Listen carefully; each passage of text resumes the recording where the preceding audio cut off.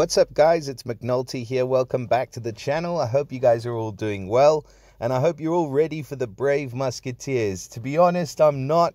I don't have any items left after the last challenge event because it was very recent. But you know what? We do have a couple of new heroes in the portal, so at least we can have a look at them. So they are alongside the Goblin Summon. We've got the Musketeers Summon, and we've got two brand new 5-stars that have dropped into the portal, which we're going to have a look at today. And these are the evil guys. So we've got the bad guys now. I think we've had most of the good guys. I don't know if Constance is good. I think she probably is, but certainly the rest of them are the good guys. Maybe Milady de Winter's not. Really can't remember the story, to be fair, but these two are definitely the bad guys, I reckon. So we're going to start with Cardinal Richelieu. We're going to have a look at Cardinal Richelieu today, and obviously he is a fire hero, so he's looking absolutely monstrous. I love the art on these cards. In fact, for the majority of the heroes, I do like the art in the Musketeers portal. They do get the Musketeer family bonus, so we'll just briefly go over this.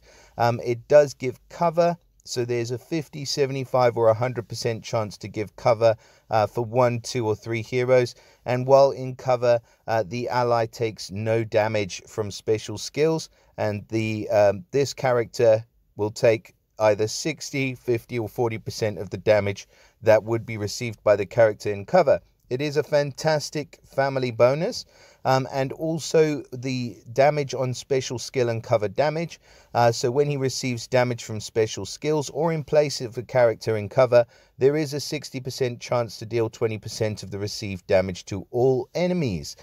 So as we know, the family and the passives are really good for these Musketeer heroes. Now, Cardinal Richelieu is going to be, we're looking at 881 on his attack, 869 on his defense, and 1796 on the health. So, funnily enough, I mean, comparing them to the Goblins heroes and things like that, I think that the stats are a bit lower overall. If you look at that, total team power is 942. And then the newest of the new Musketeers, we've got a total of 928. So they are in a slightly lower bracket. I'm not going to say low. I never thought I'd say like an 880 attack stat was getting to the low side, but that's the way it is now with the game and the progress of the game. But overall, I think his stats are really good. If you do add the second limit breaks, he's going to get the Fiend Resist Ether Power. It does come into play quite a bit more nowadays, because there are some pretty devastating Fiend Summoners out there, this guy included. So I think that is quite a good Ether talent to bear in mind nowadays. And stats-wise, I mean, they're just going bonkers now, like nearly 2,500 HP. It's huge. So his special skill is called the Web of Spies. Now, he is kind of the 5-star version of, what's this guy's name over here? Villiers. So it's a very similar skill to what Villiers has, but in the 5-star format. Now, he deals 330% damage to all enemies. That is a hard hit to all enemies. He then summons a Spy Fiend for all enemies, and the Fiend damages the enemy with 45% attack each turn, and the Spy Fiend absorbs healing and disappears when it's absorbed health equal to 30% of its target's max health. So it's a pretty beefy Fiend, not one of the bigger ones, but it is pretty damn beefy. At the end of each turn, though, the Spy Fiend steals one of its target's dispellable buffs and gives it to one character on the opposite team. Now remember, you've got a Fiend summoned for all enemies, and every single turn that Fiend is going to be stealing buffs from the enemies. So that is going to be a really frustrating Fiend. You better heal and get rid of that sucker, because if you don't, it's just going to keep on stealing your buffs. You keep buffing your team, it's going to keep stealing them. So yes, this guy's going to be an absolutely amazing hero against buff-heavy teams, buff-heavy defenses when you're going on attack. The Reflect, I'd be interested to see whether or not the Reflect actually works against this guy, because he's not technically giving an ailment. he's summoning a fiend. So he may be a way to get around the reflect power that we see with a lot of the heroes, which is extremely frustrating when you're trying to cast ailments. So this could be a good answer for reflect heroes on offense. And defensively, he's going to be a nightmare as well, because that 330% damage to all enemies is quite a hard hit. So he's going to be smacking you in the face up front, and he's going to be leaving you with fiends. He's going to be especially effective in the bloody battle, where you can't heal and you can't get rid of those fiends. He's going to be an absolute nightmare in that format. But I think he's going to be equally usable on both offense and defense. So he's a very well-rounded hero, I would say, this guy. And he looks mean as anything. So yeah, watch out for Cardinal Richelieu. And if you do grab him, congratulations. I'd go ahead and max him straight away. Now, the other character we have in here is called Rochefort. I think that's like a cheese. Rochefort. Anyway, I don't know how you say his name.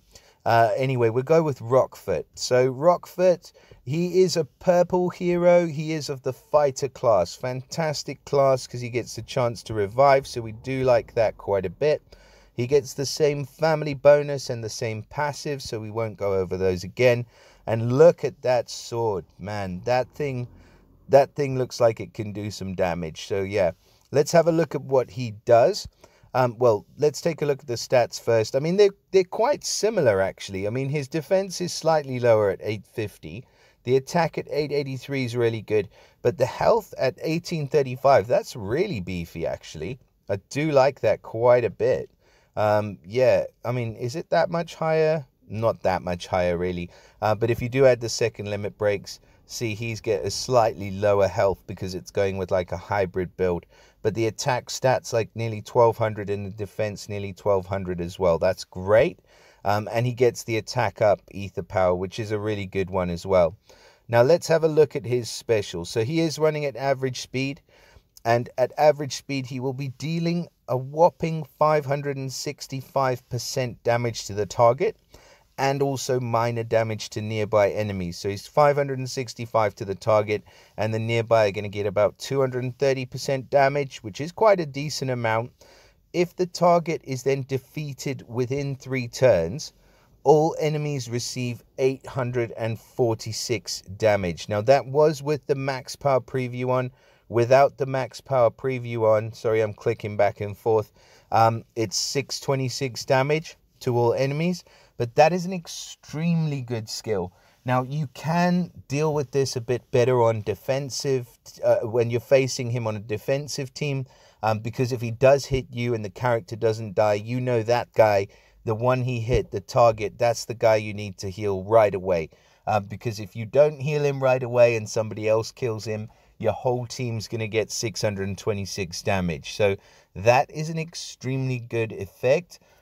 It's probably not going to be as effective as some of the heroes like we've seen, like Tremor and Erlang Shen in Equalizer, where it's an effect that's a buff, and when it's dispelled, that's when they deal damage. I think the ailment on the character when they die or they need to die for the ailment to kick in is slightly less effective, but it's still extremely powerful if you use him on an offensive team. So if you target somebody specifically, you know you're going to take that hero out in that turn. So let's say you fire this guy and then you've got a secondary hit with maybe a sniper like Khonshu, for example.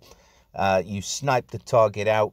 Khonshu gets his 50 mana, and then the whole team receive either 626 damage, or if you whack some limit breaks on it, can get up to 846 damage, which is a huge amount.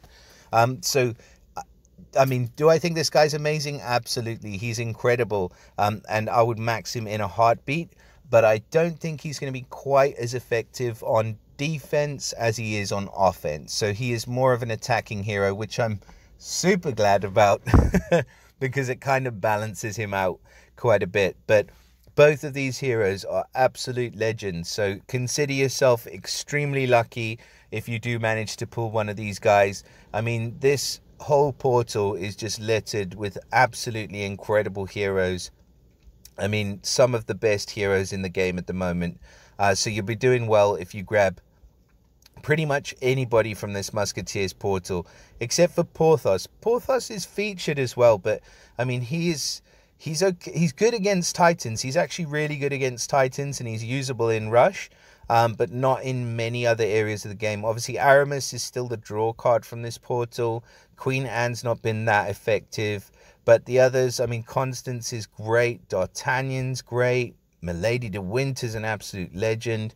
And then two of the best 4-stars in the game as well, with Villiers and Kitty. So good luck in your summons, guys. I wish you all of the best. Please do drop us a like and subscribe if you find the videos helpful. And I look forward to seeing you all again next time. Bye for now.